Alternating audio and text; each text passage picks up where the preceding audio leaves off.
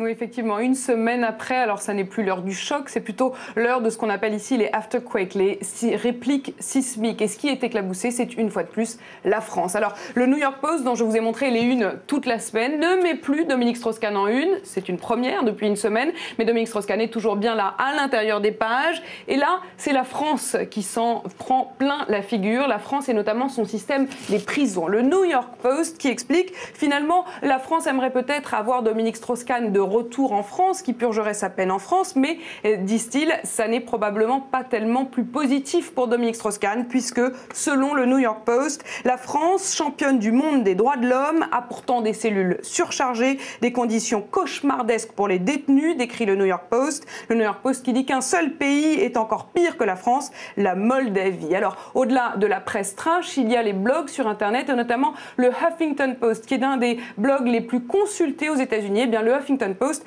a choisi de donner la parole dans ses lignes à une écrivain, Rebecca Solnit, qui fait une lecture terrible de l'affaire Dominique Strauss-Kahn. Pour elle, c'est finalement le blanc, l'homme blanc colonisateur contre la femme de ménage noire colonisée. Elle n'hésite pas, Rebecca Solnit, à dire que finalement, c'est le Ghana, puisque la femme de chambre, vous le savez, est originaire du Ghana, qui est pris au piège par le FMI, le méchant FMI, qui aurait imposé ses conditions aux pauvres Ghana. Voilà la lecture que fait donc le Huffington Post. Au-delà, il y a le New York Times, le très sérieux New York Times, qui lui ne prend pas beaucoup de pincettes, une fois de plus, sur l'affaire DSK.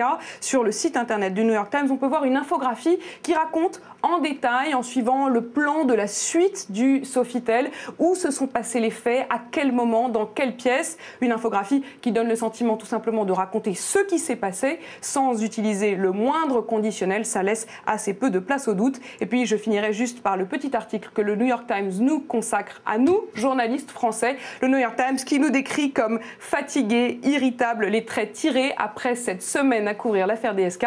Je fais pourtant de mon mieux.